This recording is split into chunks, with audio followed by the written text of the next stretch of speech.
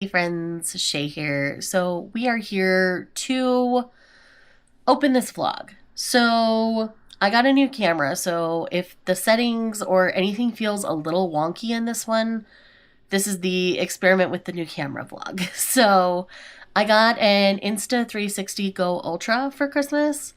So I'm very, very excited to be exploring a new camera, one that's a little smaller, a little more portable, so that my vlog goal for 2026 can come to fruition. So this is the monster vlog. This is the reading all of the volume 1's vlog, and I am very much looking forward to what that means for this year, because I have a giant crate back there full of volume 1's that we're going to go through, and this vlog will end when I've gone through all of them.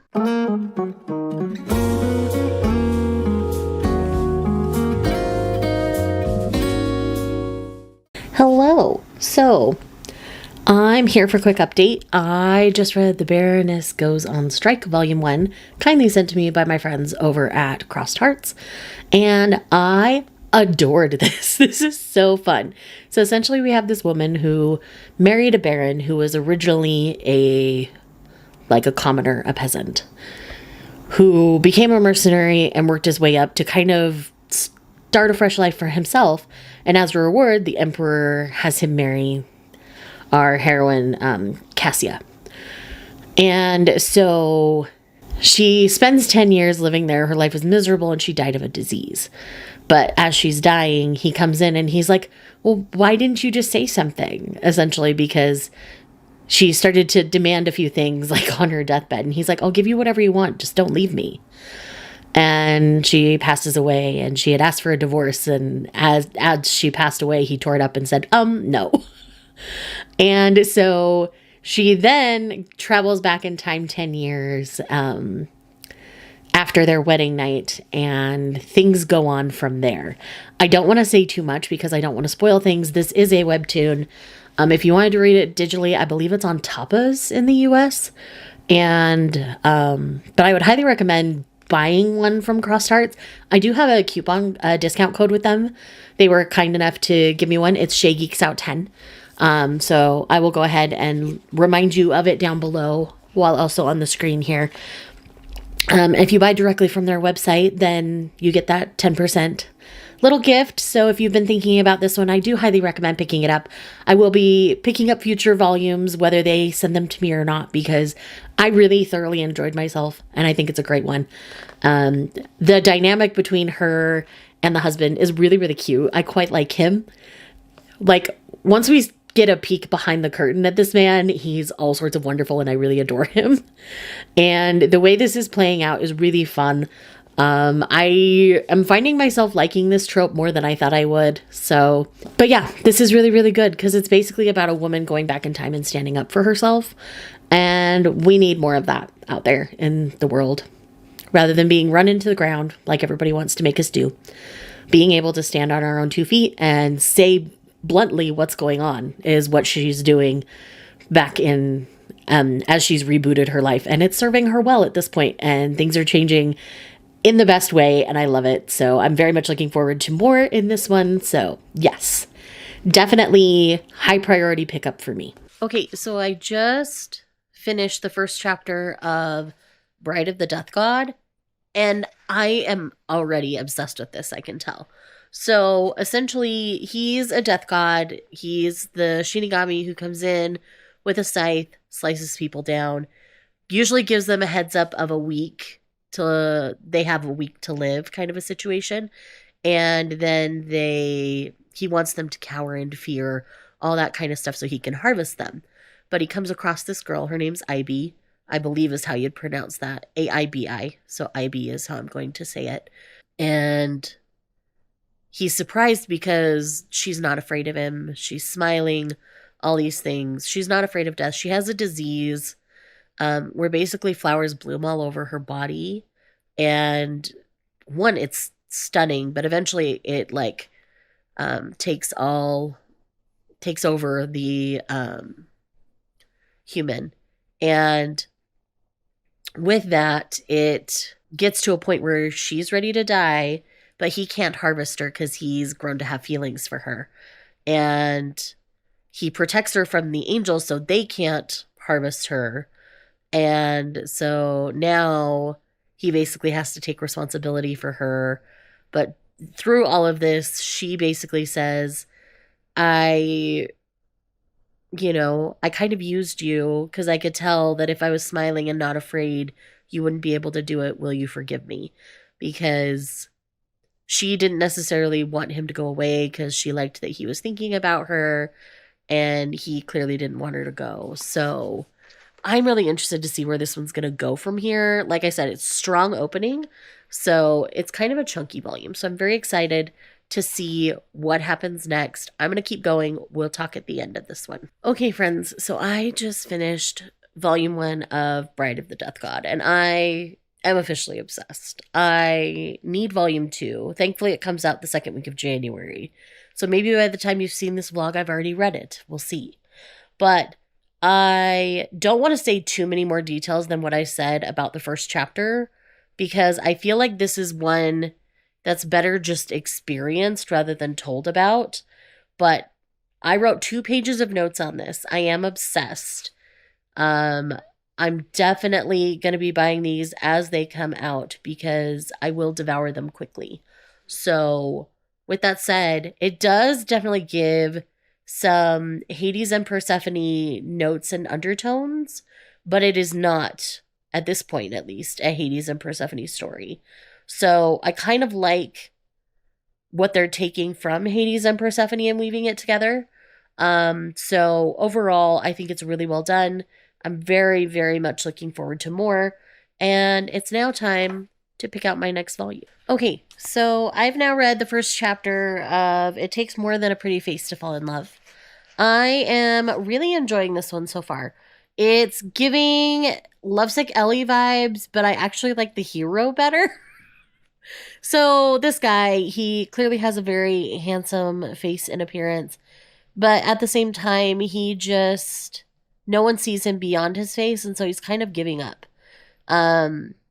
So he accidentally got posted on the school social media, and she, because she likes his pretty face, ended up responding, and then he, followed up because he's running the school account, asking questions about social media, and she didn't know it was him, so she just, answered his questions and whatnot, and I really, really liked that she responded. She was kind back, even though she didn't know it was him.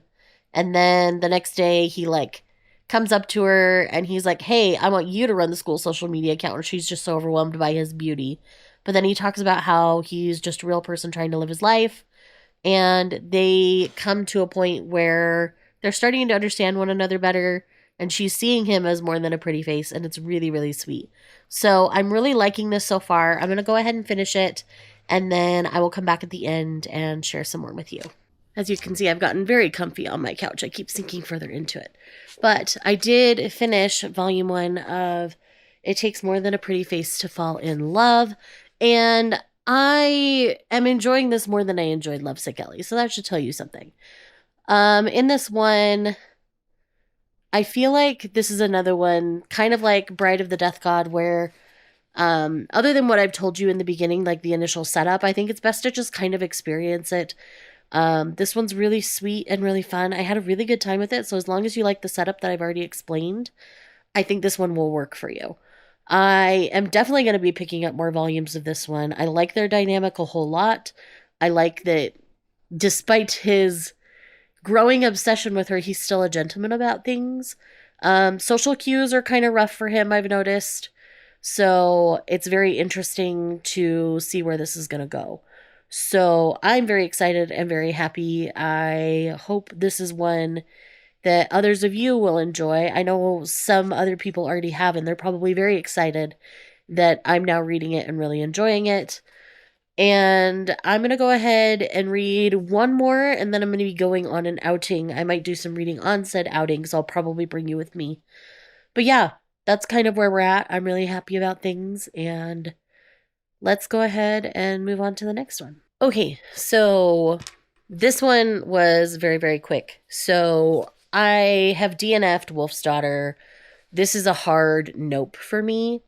So with this one, essentially it felt like grooming, where it felt like she was being approached by an older man to teach her about her wolf form. And the way he came across was very predatory, like he wanted her. And yeah, this was an easy one to nope out of. So this one is going in the Bye Felicia pile because I have a Bye Felicia pile. So that's where this one's going. And I'm very okay to let this one go. So that's what's happening with that one. I am now going to go on my adventure to go spend some time with my friend. And I'm going to pick out some volumes to take with me.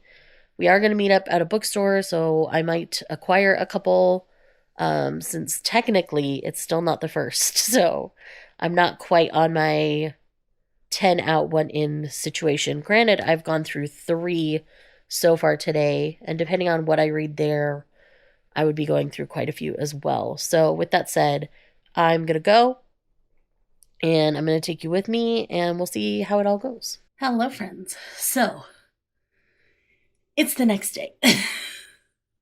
So I have 2 volumes to talk to you about since we talked last. I'm just going to have my notebook open here so that I can keep names straight, things like that. So the next one that I read was My Younger Knight Takes Care of Me in Another World. Now, if you loved something like The Other World's books depend on the bean counter, this is scratching a similar itch, I'm not going to lie. Does that mean that I won't read it? Absolutely not. I thoroughly enjoyed this. I think it was a lot of fun. It is a slightly more bonkers version of Bean Counter. And you know me, I like my bonkers things. So essentially in this we have Mitsuki. Mitsuki's a man who, is 30. He's living his life, working himself to death. And then he sees a girl basically getting sucked into a wormhole. And so he goes to pull her up without even thinking and ends up sucked in himself. So he ends up in this other world without any magic and can't even understand the language of what's going on. So Volk, our knight, basically cuts his thumb, forces it into Mitsuki's mouth to open up what they call the magic circuit, essentially, so that he can at least understand and speak and things like that. And it develops from there.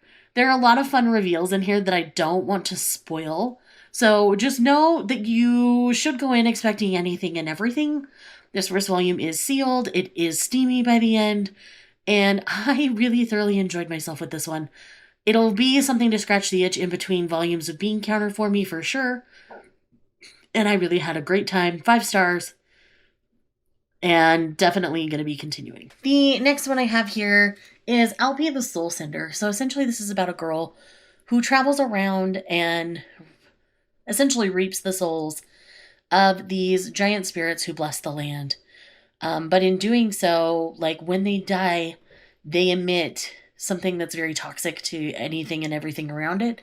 Soul seekers or soul senders have been blessed to be more resistant and resilient to the poisoning, but occasionally they have to go and detox, essentially. So this is about Alpi, this young woman who's following in the steps of her parents, essentially, trying to find them. And along the way, she's performing these rituals to cleanse the land and make it so a new spirit can come and settle with these people. This is beautiful. This is stunning. I definitely want to continue more. I didn't love this one quite as much. This one's like a 4-star, so it's slightly lower on my priority list. Like I would buy volumes of the others that I've loved in this video so far first before I'd buy another volume of this one. But so this is a lower priority pickup, but it will be a pickup.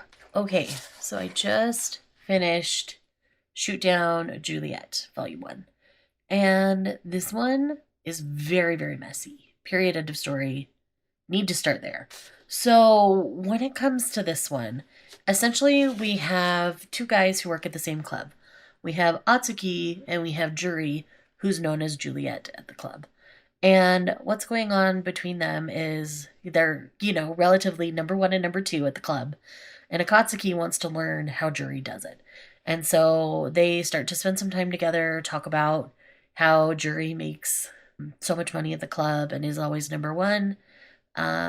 Juri clearly has some secrets, as we learn throughout the volume, and they start to develop a physical relationship.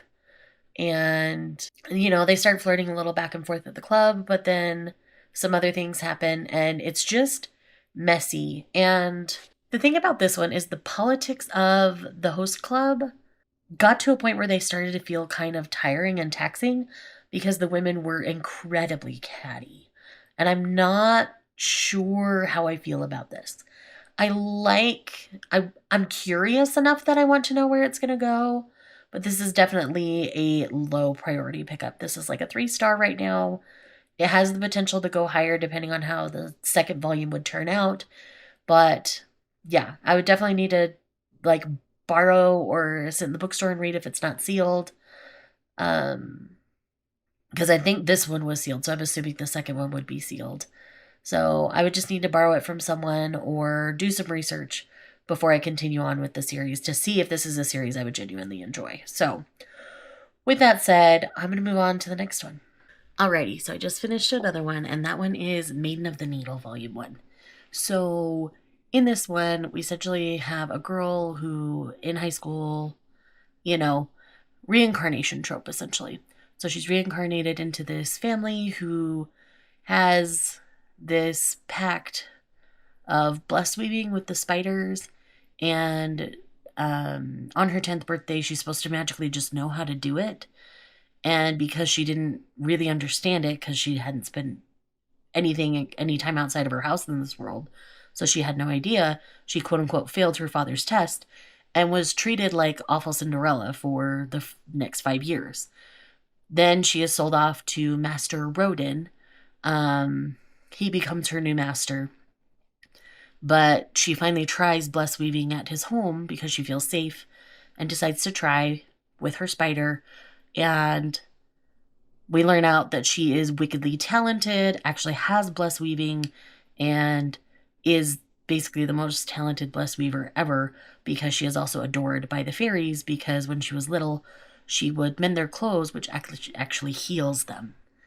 And so now they have to find a way to make Yui safe. And we get a potential route for that right at the end of this volume. And I'm now obsessed. I need the next volume as soon as possible. So yes, this is high priority pickup, 5 stars, absolutely adored it. Will be continuing. Okay, so it's actually been a couple of days since I last talked to you.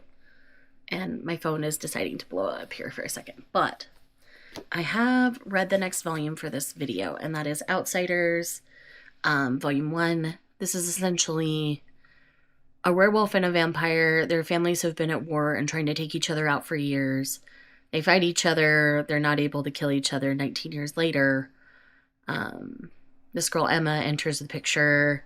She has a sister who ends up wrapped up in between these two men, and she tries to save her sister, all this kind of stuff, and it gets messy.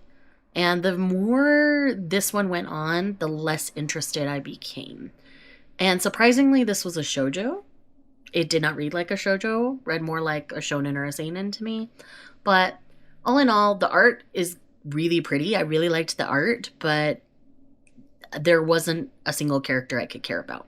So when that happens in a volume 1, I tend to DNF because I just don't care. I don't want to pick up the next volume. I don't even want to finish this volume. I didn't even quite finish it.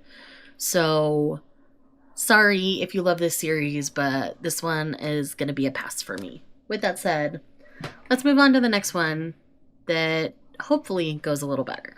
Okay, so next volume is read, and that is Exquisite Blood. So in Exquisite Blood, we essentially have 10 sacred relics who have been stolen from the Emperor. So he sends out his onmyoji, or basically his people who have sworn protection to him, and they seem to have gotten special powers. He sends all of them, including the heretic onmyoji, out to find these relics and bring them back to him. As we start our adventure, we meet a little half-tanuki demon called Ranmaru. Ranmaru kind of gets mixed up in all of this and ends up accidentally absorbing one of the relics. And things kind of go from there. Fuzuki, I think is how you'd say the heretic's name. He's definitely the quirky kind of type. And I really like his team. I think they're a lot of fun. And it's going to be interesting. This one's only a 4-star for me. So I'm putting it on my low priority pickups because I've already had so many high priority pickups here that I think just the caliber of what I'm picking out is different. So, okay, we are back for the next volume in this, and that is Sleeping on Paper Boats. This is a little bit longer of a novel, so it did take me a little longer to get through. In this one, we have 2 young men who were the only 2 survivors in an accident in 1949. They were on a tram and it was rammed by a U.S. soldier's jeep. So from there, they both kind of have this weird and twisted survivor's guilt kind of thing, where in their own ways, they both feel like death is following them and kind of controlling their actions. Kay, our guy here on the cover, has written screenplays, and he feels that the people who he's written like their characters into his screenplay based on real people, they've died. And so he hangs up his pen, doesn't want to write anymore. And then he runs into Yoichi, the other survivor. It takes him a minute to remember who each other are. Yoichi knew right away, but it took Kei a while. And they start to get to know one another. They end up in a romantic relationship. And they're working through a lot of the trauma of that experience. The way this is written, it reads a little more like a horror story, I would say. It didn't quite cross the line into a place where I wasn't comfortable, but this one's definitely going to have triggers. So definitely check those out. I will try to make sure that they're listed and tagged on like my Goodreads and Storygraph if you need them specifically, but this one is definitely not for the faint of heart. This is messy in a lot of ways, but also very good. It's only a 2-volume series, so I do think I will get the other volume to continue it. I'm not sure it's even out yet because this one's not been out long, but I do plan on finishing the series. I gave this one a 4-star, so it's not like I need the next volume right this second, but I do want to get the second volume to finish it out. So with that said, let's keep going. Okay, friends. So we are on to the next volume, and that is The Lying Bride and the Same-Sex Marriage Debate. So in this one, we have 2 women who were formerly co-workers. And this one in the suit here has been the responsible one at her company, and whenever anyone has maternity leave or needs someone to cover because their kid is sick and stuff, she's the one that's always stepping up to do it. Randomly on the street, she runs back into this old coworker, Godo, who got in a fight with her husband and left and didn't really have anywhere to crash when she did. And so she felt like it was fate when they ran back into each other. So as this develops, we're learning more about Goto and that she was basically separated from her husband by her choice because she doesn't feel like she can be the wife he needs, and there's a lot more information given there. But at the same time, there's a moment in the middle where Goto tries to put a move on Shisagawa, that's this gal's name. But Shisagawa's like, no, I'm not going to be a married woman's experimental playfling. And I was just like, yes, Shisagawa, do not put up with that. So I do like she's still very wildly attracted to her and really quite likes her, could potentially fall for her, but she's not going to cross that line where she's still married. And so it's really interesting to see how this one went. I am curious enough to pick up the other volume because it's only a 2-volume series. The second one's not out yet. This one's not been out too long. But it might be one where I sit in the bookstore and read it because I don't know how invested I'm going to be if it ends up being a cheating thing.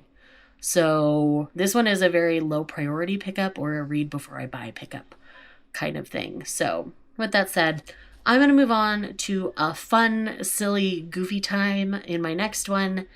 And then I'm probably going to call my manga reading for today. I'm trying to pace myself so that I don't burn out too early in the year. So let's go ahead and dive into the next one. Okay, so the last one I have for today's reading is going to be Kaiju number 8, Relax. So I don't really have much to say about this one. If you're a fan of Kaiju number 8 and just want the fun day off shenanigans and just more a slice of life look at all these characters, I highly recommend checking this out. It was fun. It was goofy. I giggled. It's exactly what I was expecting it to be. B-side is a little more serious look at the side characters and stuff.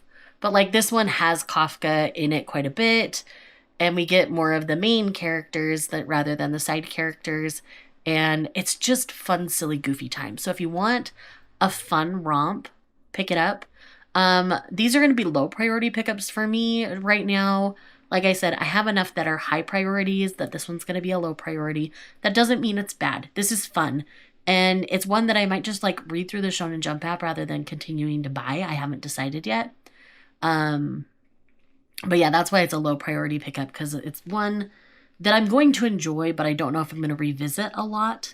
So with that said, I'm going to call my reading for manga for today, switch over to an audiobook, and work on some other things. So hello, friends. So it is now January 6th, and I just got a bunch of books that I had already like unhauled and decided I wasn't keeping out of the house today. So that was awesome. But that's not what this vlog is about. This vlog is about my manga collection. So today's read for volume 1's was Marriage of Convenience. Now, this is a webtoon that is available. This is being published by 1's, aka Yen Press, and I am obsessed. So essentially we have our female lead, Bianca. Bianca, when we first meet her, is basically on her deathbed, begging the gods to not make the same mistakes again. And that if she gets if she gets a do-over, she'll do it right, she'll do it better. She essentially gets a do-over. So she's rewound to the age of 18.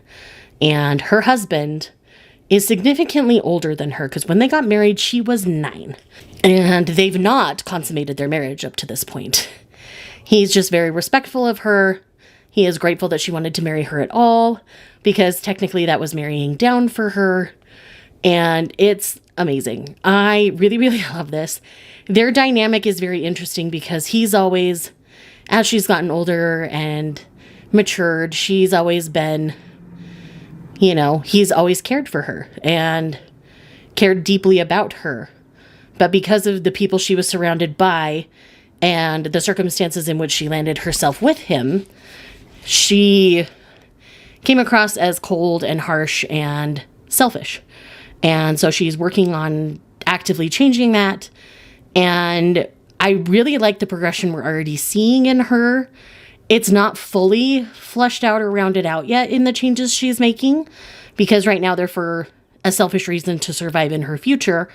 But it is revealed that in her future, our hero, Zachary, is already dead.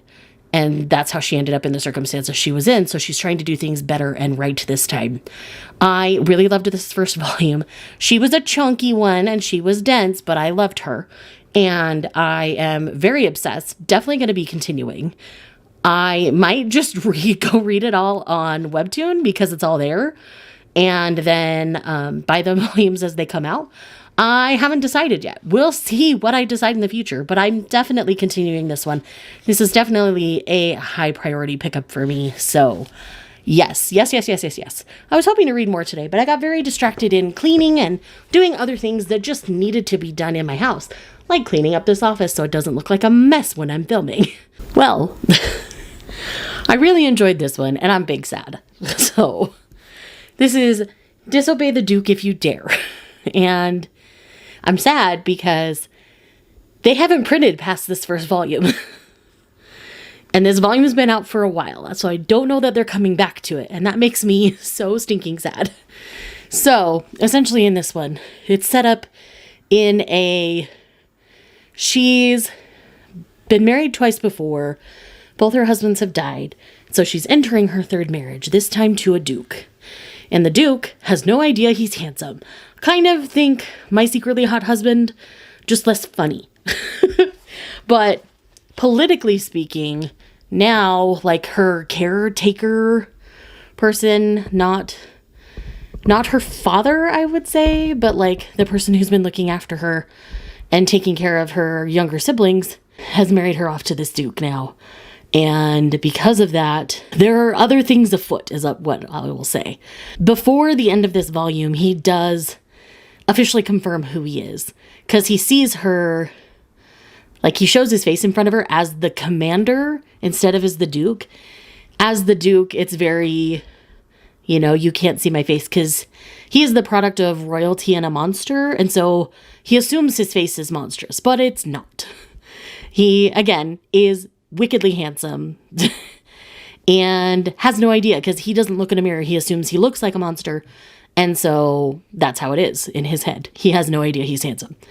And so she figures it out before he officially reveals it to her. But the way the reveal comes around is actually really sweet and really cute. I really liked this. So this is forced to be in a low priority digital pickup because I can only read it digitally now, and I'm big sad about that. So please, Manta Comics, please, for me, will you continue to print this one? Because I would love to have physical copies. It's gorgeous. So with that said, that's all I'm going to read today. I am tired. I'm going to go clean up. I'm going to go get some sleep. And yes, so far, I'm loving what's happening here. It's fun to go through these.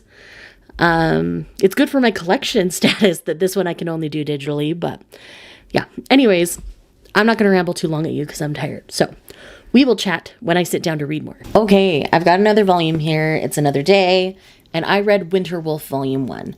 Now, this one has some intense themes and a few triggers, so make sure you check those out before proceeding with this one. It did come sealed as well, and this is explicit. It is ghost peen, but everything else is very on page. So essentially we have, I'm calling her Liz because her name is like Lysithea or something. I don't know the exact pronunciation. So we're going to call her Liz. Her family died as part of the revolution, and she is on the run. She hires brokers who have gotten her to a certain point. Her most recent broker is our hero, Taryn, and he is trying to take care of her. There's a mild haunted house theme to this series that was unexpected. My battery's gonna die. Let me change it. I'll be right back. Okay, so back to this. I really enjoyed my time with this significantly.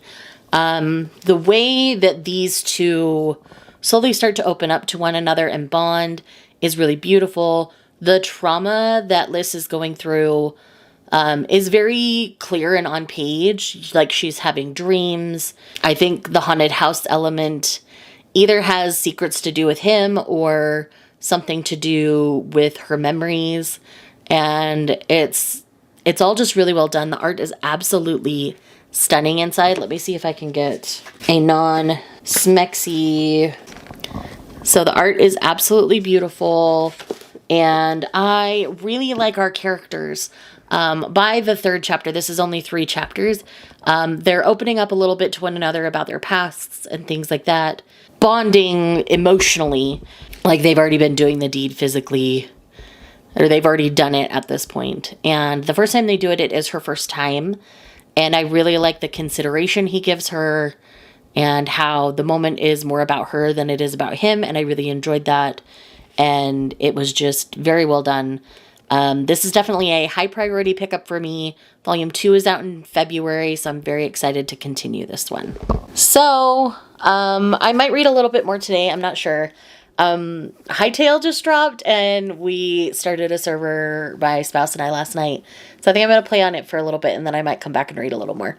We'll see. I'm pretty sure I'm hanging with my local friend this afternoon, and I'm pretty sure I'm going to take a few volumes to read while I'm with them, because we tend to like sit and hang and read together, so I'm very much looking forward to it. So, okay, so we've got another one for this video, and this one is Shindo-kun's Tight Squeeze.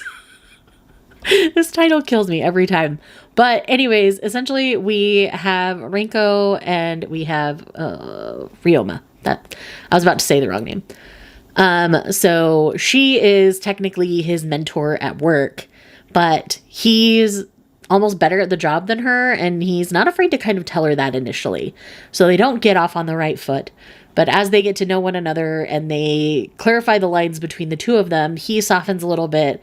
She keeps her spine, and eventually they get to a point where he gets so drunk at a company outing that he invites himself over to her place and they get busy.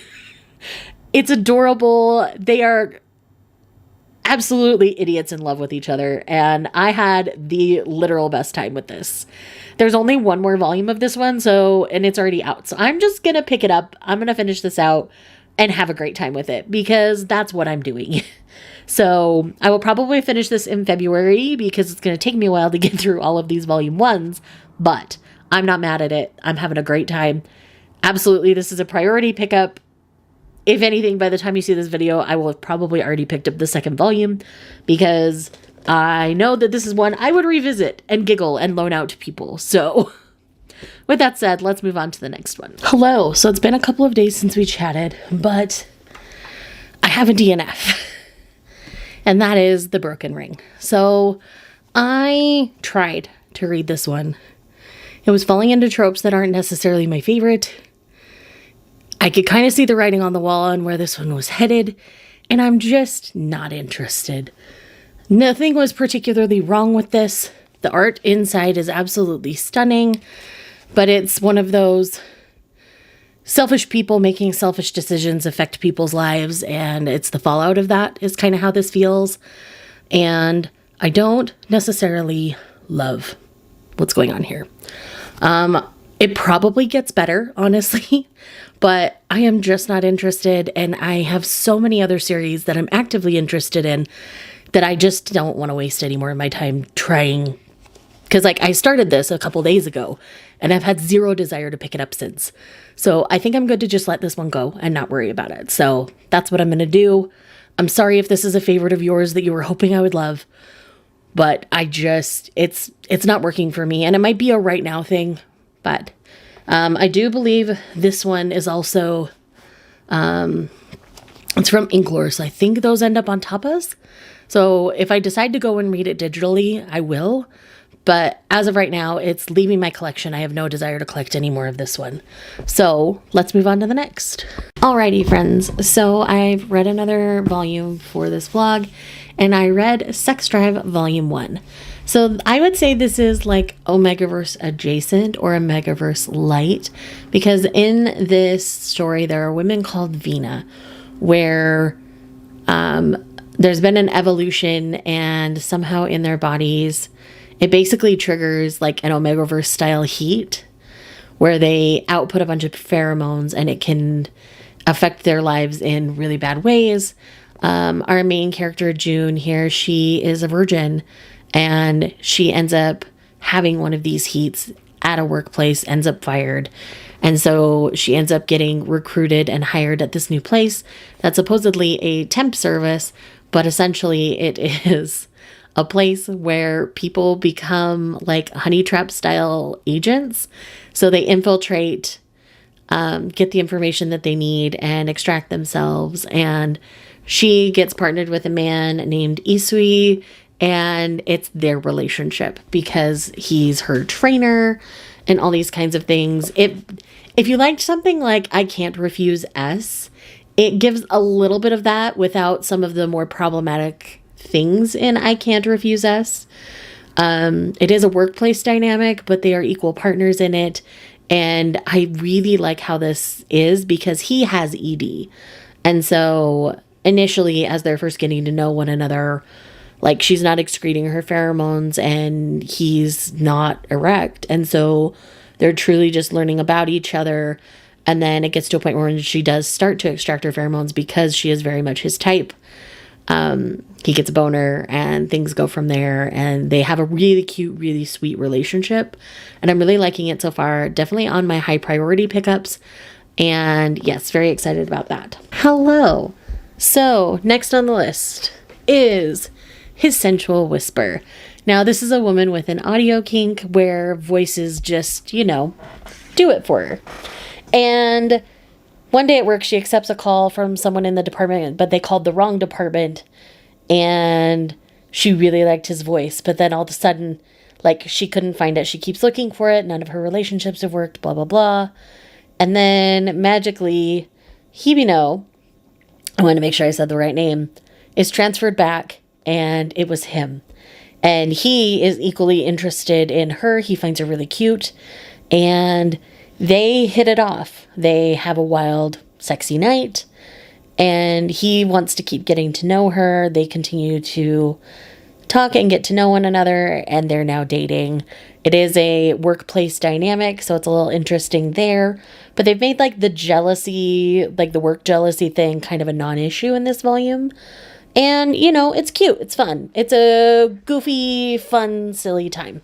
I'm not mad about it. But I do think I've enjoyed other things that I've read in this video for this video already a little bit more.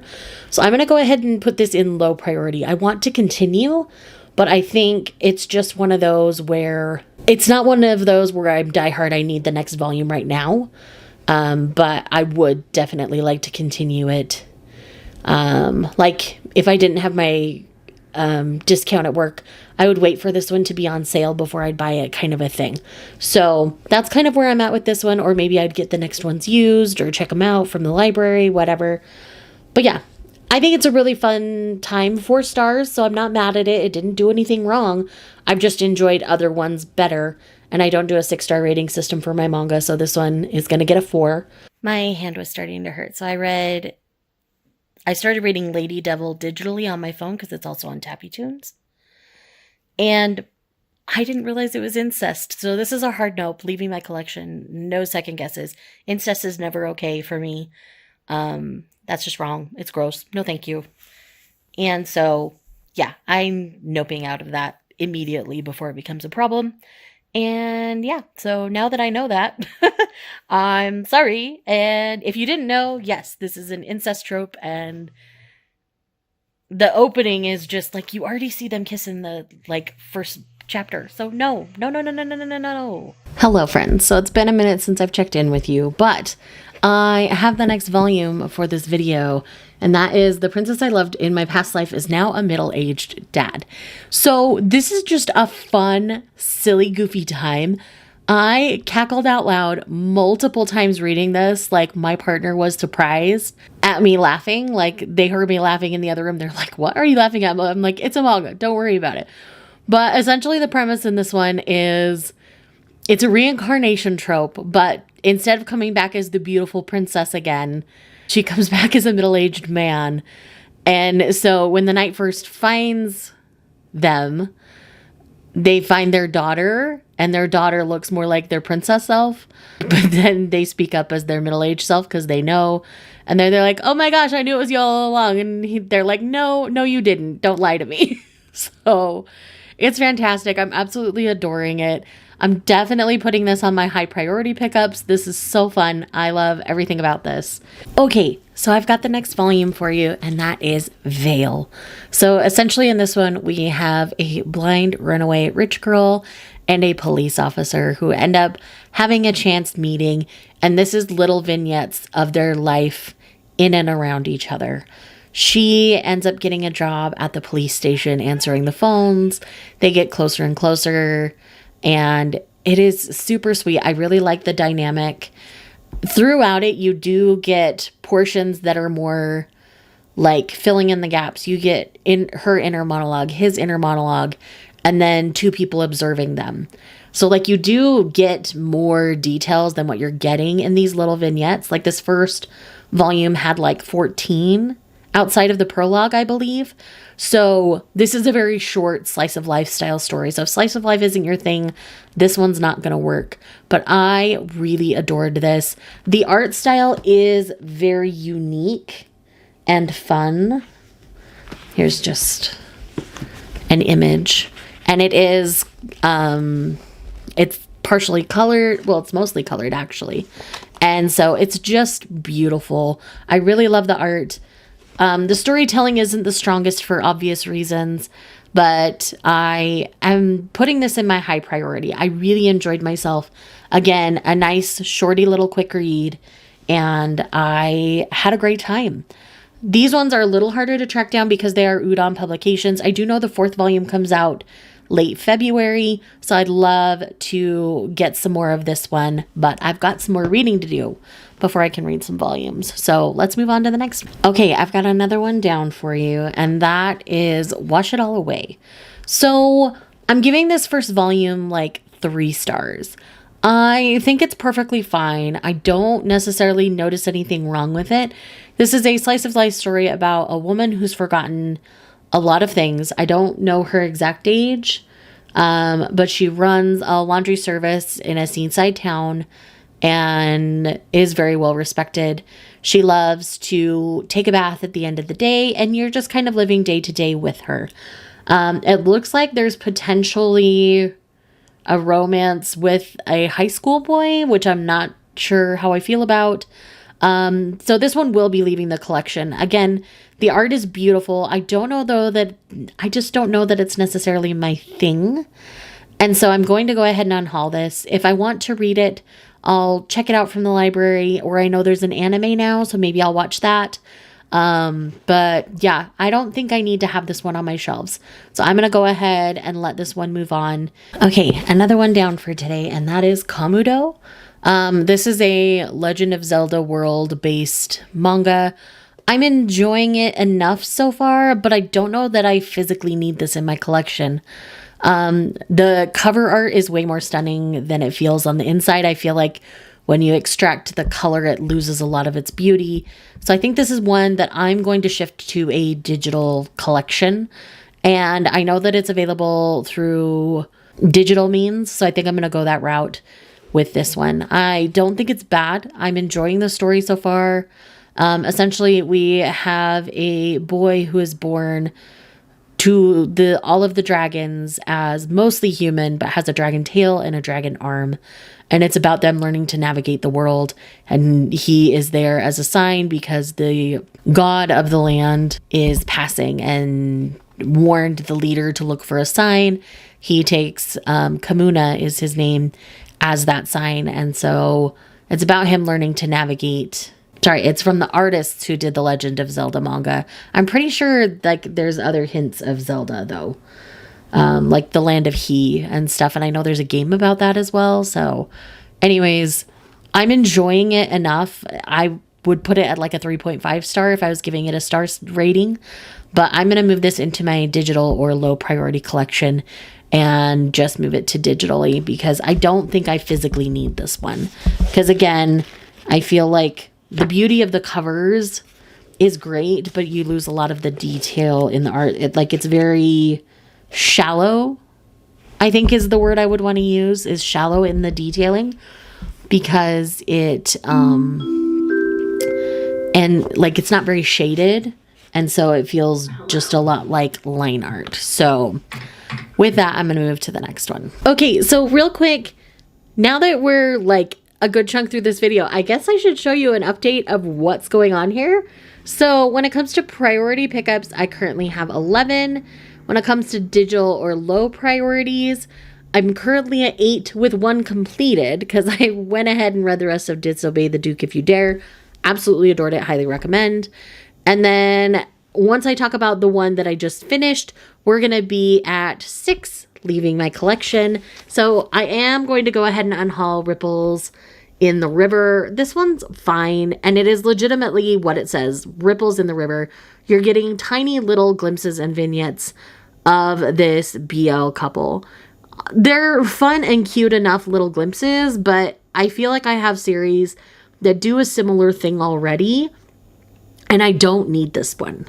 So I have ones where I'm more obsessed with the couple, I guess, than this one. It's not bad. And if you're just looking for a slice of life BL, I think it's a great pick. I would still recommend it to other people, but for me and for the state of my collection, I do not need this one. So I'm going to go ahead and send it on to someone who's going to be madly in love with it and super excited about it.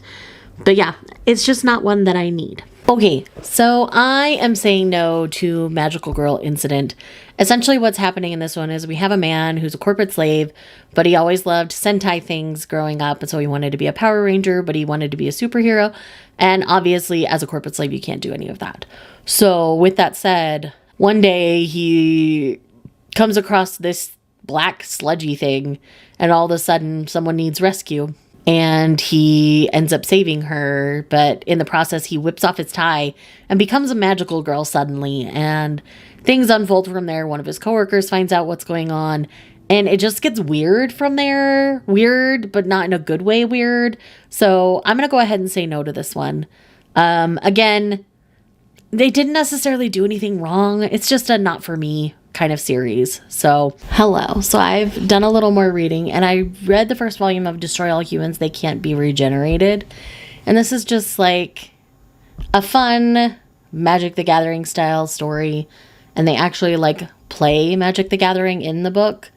But this is one that I don't need in my life. I like Magic the Gathering. I'd rather just play the game than read the manga.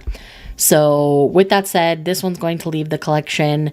I will not be continuing. This series will not be regenerated. So honestly, I really don't have much to say about it. Like, it's fine. It's not what I was hoping it would be. So I'm good to let this one go. Okay, so I just realized that I haven't updated you on my most recent volume 1, and that is A Witch's Life in Mongol. Now, this was absolutely stunning. I really enjoyed it. I am definitely going to be continuing on in this series. This follows a young girl who was purchased as a slave very, very young. All she wanted was to go back home and be with her family, but she learned that maybe being educated is a way to get out of slavery. That's who her fellow slaves were saying. And this is in the time of Genghis Khan. Genghis Khan style things start to happen about halfway through the volume. And this is all about her survival. It's amazing. I'm very much looking forward to continuing. And I know this is still ongoing. I think it's 5 volumes and ongoing right now. I believe the first 2 are out in the US where I live. So I do plan on picking up volume 2 very soon as I can get my hands on it. And I am very much looking forward to continuing this one. This is definitely hitting the priority pickup. Okay, I've got the next volume ready, and that is The Feisty Omega and His Twin Mates, volume 1. I know this has a couple more volumes, but I'm going to put this in my low priority pickups. I mean, the story was fine. It's a pretty classic Omegaverse where we have the Omega hiding themselves to try to survive. There is attempted rape towards the Omega from not the partners, but other people multiple times in the volume, which wasn't my favorite, which is why I'm putting this in a low priority pickup. I like their dynamic, and that's much more clearly established by the end of the volume. I could see it being fun going forward, but I have other things I'm more excited to read right now, so I'm going to put this in my low priority pickups. Essentially in the story, he's on his way to an interview where someone attempts to take care of him, and then these 2 alphas show up who happen to be twins, and the inhibitors stop working for the Omega and they're triggering anyway. But the alphas immediately know what's going on. So does the Omega, and they're all just resisting it. I mean, clearly the Omega has his reasons for resisting, and the brothers are like, okay, we have to be patient. We've got to take our time. We got to do this at their pace.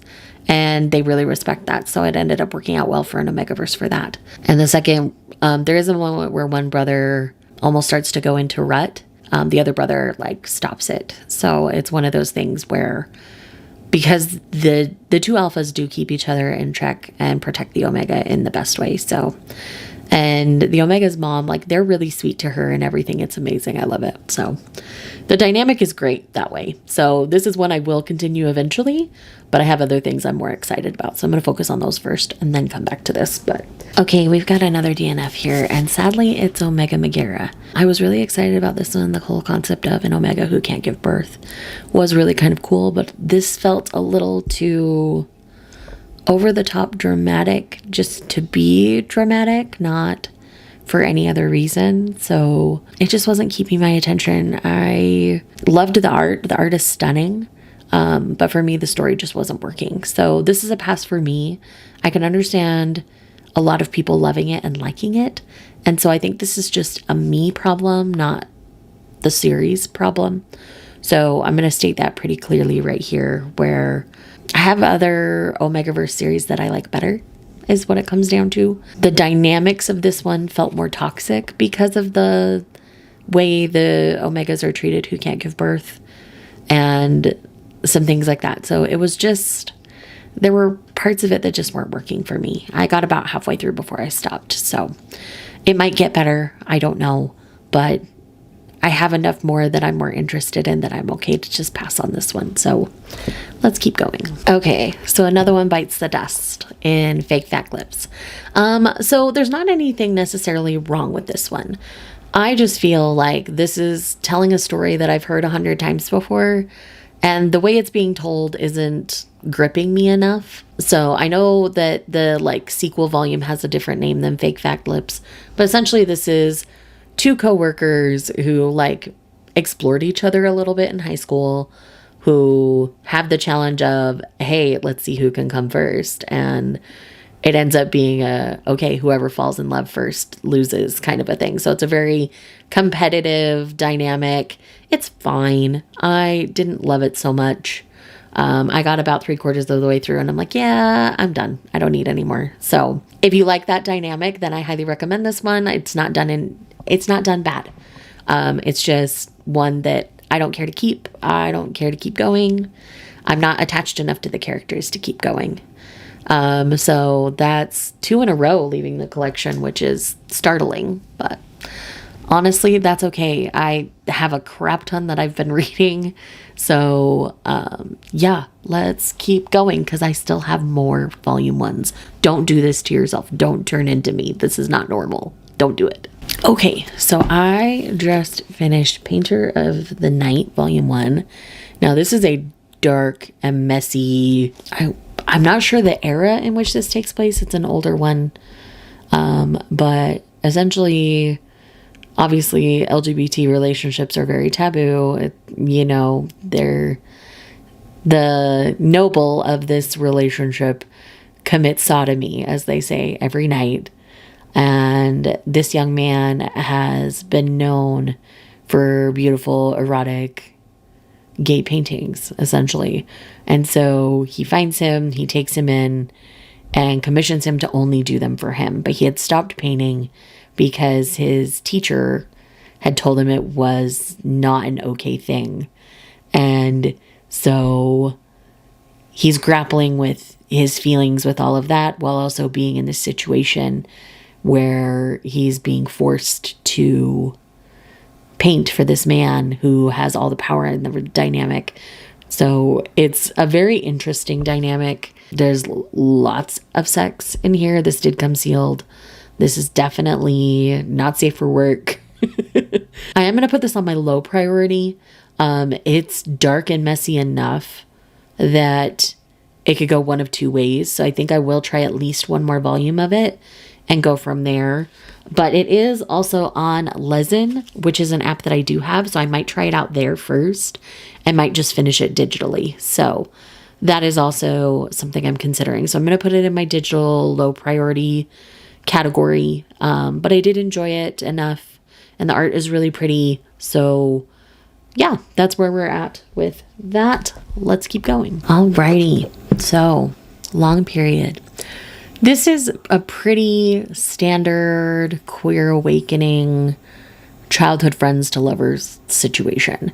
We don't get too far into... We basically get... It's one-sided at the end of this volume still. And the dark-haired boy has a thing for the blonde-haired boy, has for a long time, but he's been trying to bury his feelings. And things just... This friend... just keeps pushing himself into his sphere and stuff. And it's just, it's pretty boilerplate for me. The art is nice. The storytelling is nice. I think I have other series that I've read that do it a little bit better. So I'm not going to continue long period, but I'm not going to say it's bad or awful, because it's not. It's just very middle of the road. I don't feel a need to continue to read this one. Just like when I find a shoujo mid, or I find a shoujo that is doing something that I have another series that I love that did it better, I just don't need it. So I'm going to send this on to someone who will absolutely love and adore it. And it's, pretty standard childhood friends to lovers, queer awakening kind of situation. So, okay, so I've got the next volume here, and that is Seduced by the Demon King.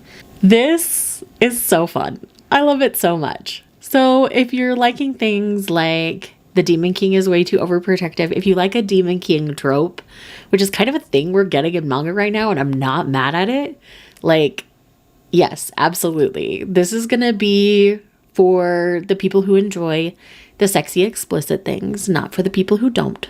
So if you want the innocent version of this, then go for Demon King is way too overprotective. If you want the sexy, not safe for work version, then go for this one. So essentially we have this woman who has been reborn in modern times. In a past life, she was Hope incarnate, essentially, at least the Demon King's Hope. And he has come to get revenge on our modern woman, and she's just so down in her luck. She's like, fine. And so now he's like, well, I'm going to give you all the hope in the world and then rip it away. But of course, we know throughout the course of the volume that he's really a softie at heart and really wants to protect her and all those kinds of things. We don't have the full story as to why, but I'm not mad at it. I think this is only a 4-volume series. I do have the next 2, which I'm probably going to read right away. And I'm going to talk more in depth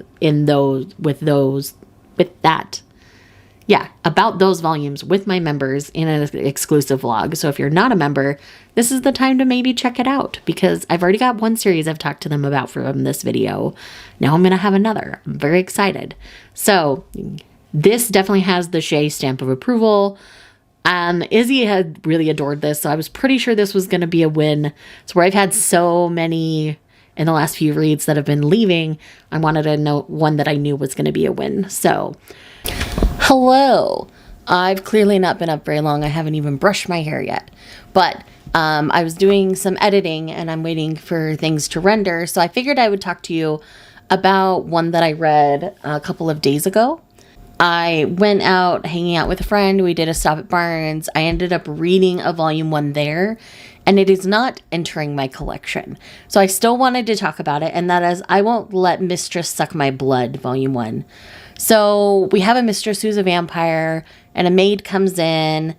Their dynamic is cute enough. She's supposed to keep everything going on in the manor a secret.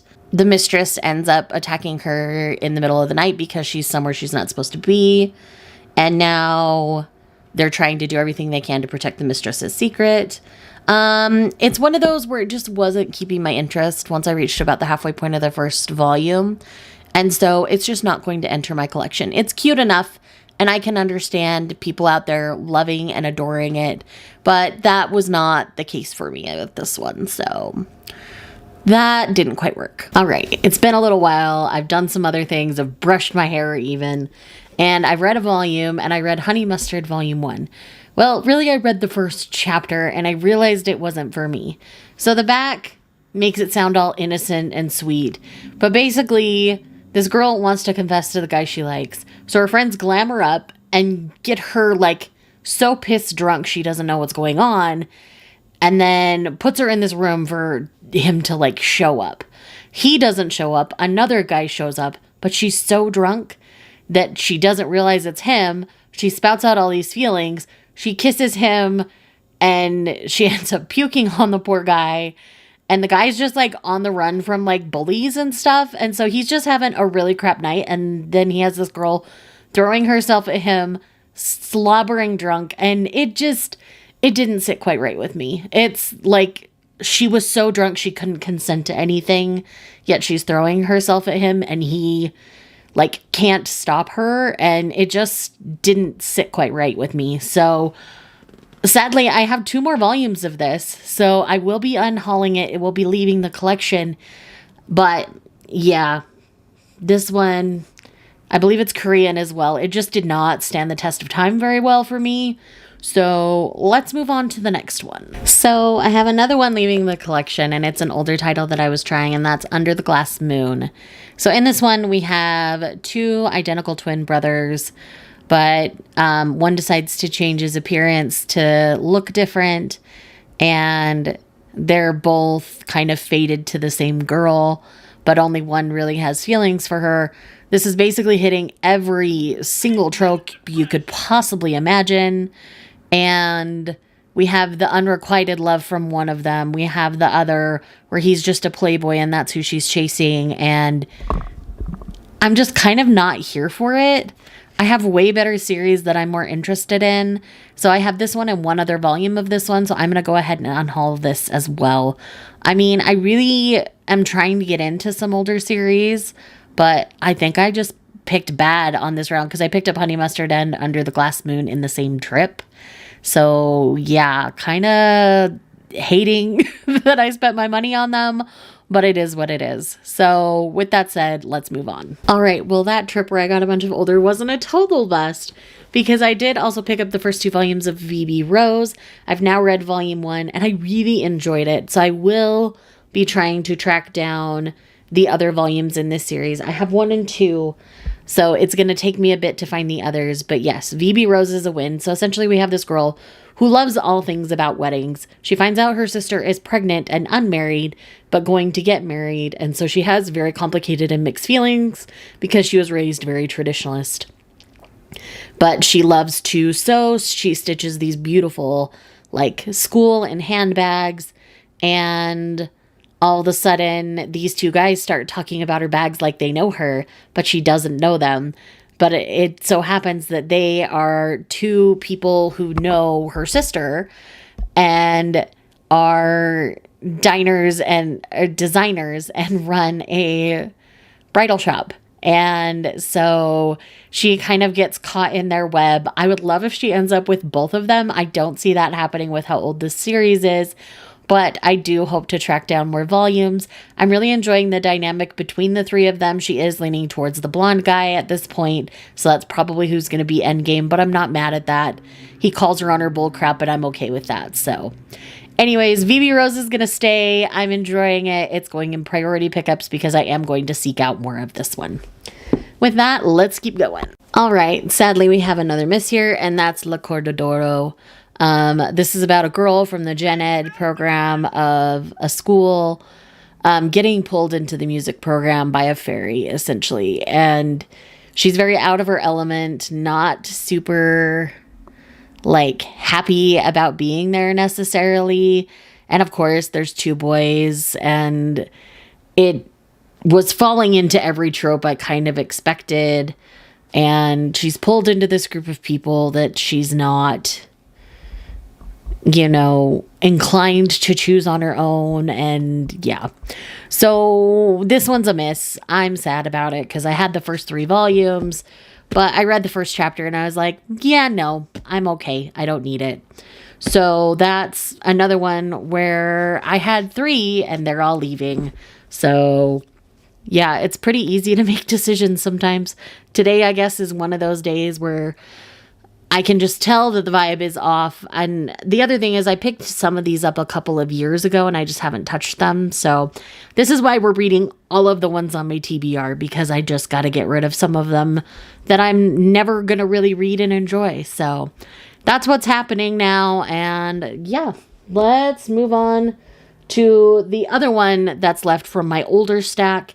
And then we'll have a few more new ones left, and then we'll wrap this up. Okay, I must just be in a mood today because I'm going to pass on Ultramaniac. So in this one, this blonde girl thinks she's a witch.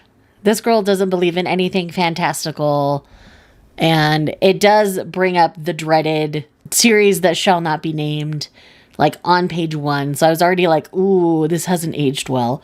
But the further in we get, the more just I don't care. So I think the time where I could have loved this is past. And I'm okay to let it go on to someone else who will probably enjoy it more. It's fine. The art was fine. There's nothing particularly wrong with it. I think it's just not my taste, and it's okay that it's not my taste. So I'm going to let this go along with the 3 other volumes that I had picked up of this. And it's just going to go bye-bye and find a new home where someone's going to love it. Okay, that's my stack of older series. I've got 5 more that I've picked up within the last year. So the chances of them staying are much higher. But yeah, this is kind of where we're at, and we'll see how this goes. Okay, we have a win, but I was 95% sure this was going to be a win because I'd read half the volume before I purchased it. Nada Senpai is an Otonoko. So this is about a girl who has a crush on this other girl in her class, so she confesses, and the girl confesses to her that she's not a girl, she's actually a cross-dressing boy, and adventures ensue from there. I don't really want to say much more than that. This is a webtoon, but I think going into this one and not knowing a whole lot is the best way to experience it. I don't want to spoil this one for anyone. I do have other volumes in the series already on my shelf. I'm very excited that I ended up fully loving this first one. And I'm really excited to continue. This looks like it's going to be sweet and adorable and a little bit queer, and I'm here for it. So let's go. And yay for another win. Let's keep going with the new ones. We've got 4 left. Okay, friends, we have another win. So I have ask and you will receive. So in this one, this man on the cover looks very different at work than he does when he's not at work. He does this for some anonymity and so that he can truly relax and be himself. And at work, he just kind of plays along, does the thing because he just wants to do his job and get it done and do it well. But of course, there's the Golden Prince man at work. He starts showing up at his favorite gay bar. And he's like, okay, this guy, is he stalking me? Does he know my secret? And then he doesn't. He just wants to... The other guy's arrogant enough that he wants to make the popular guy in the bar fall for him. And so he decides to give him what he wants, thinking he'll go away. And he doesn't. They end up hooking up. It ends up being more than that. And they end up in a sexual relationship. The reveal of who he is to the other hero is vocalized before the end of this volume, so you're not left with that on a cliffhanger. But I think it's done in a really kind of fun and interesting way. There is a lot of sex in here, so if that is not your jam, this series won't be for you. But I really enjoyed this first volume. I really like how they both share the secret now.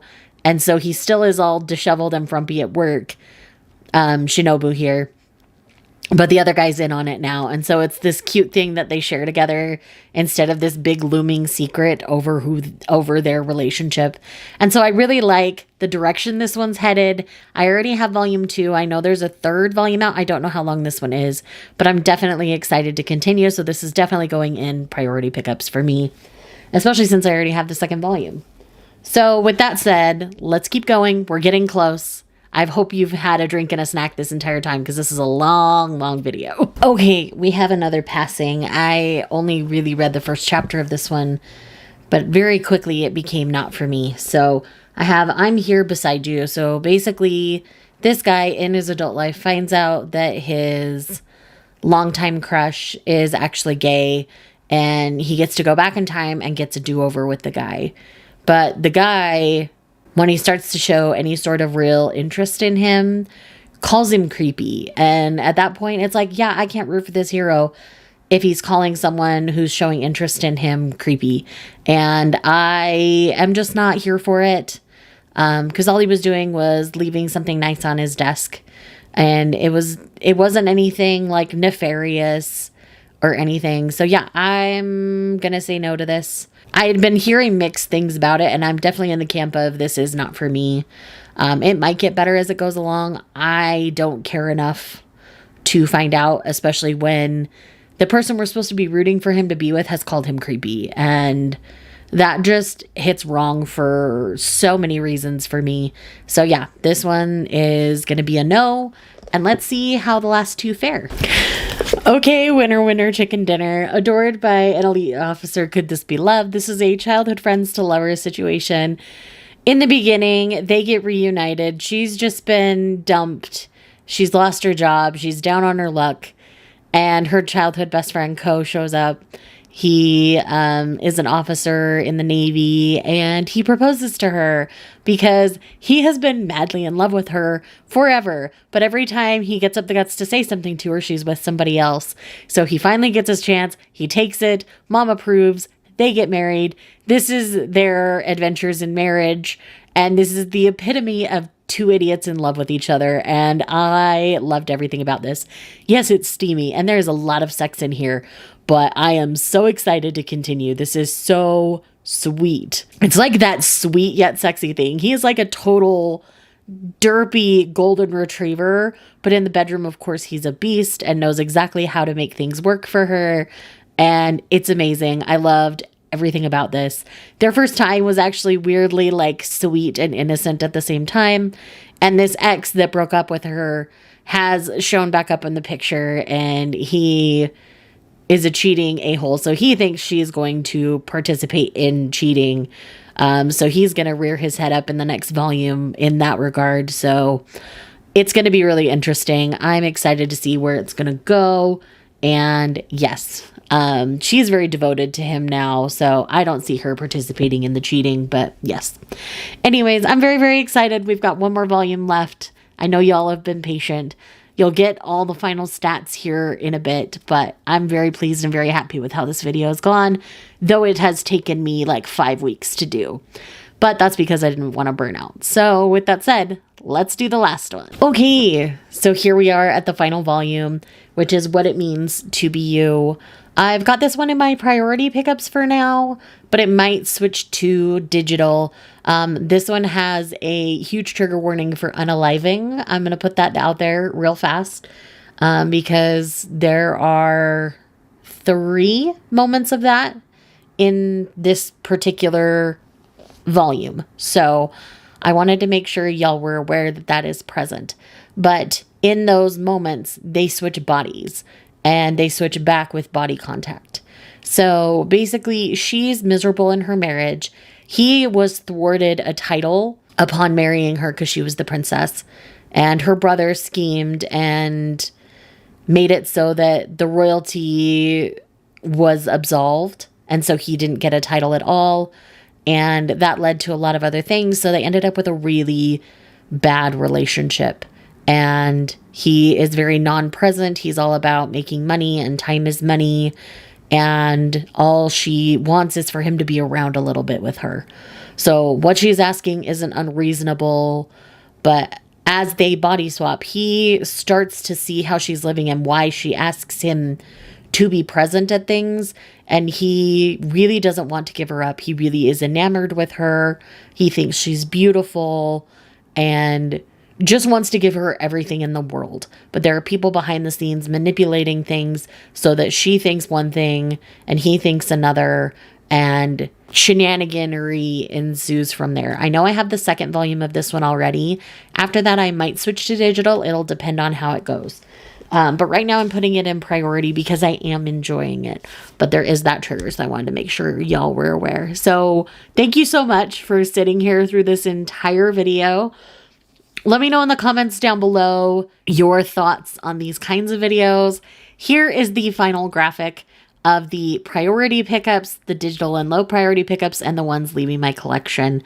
I have one that did not enter the collection and one that I actually ended up completing before the end of this video. So I have a total of 18 that are priority pickups. I have 10 that are digital or low priority. I have 14 leaving the collection. That's not all the volumes. That's just 14 series leaving the collection. And like I said, I have one I completed and one that didn't enter the collection at all. So yeah, this was intense. This is the most intense volume one I've ever done.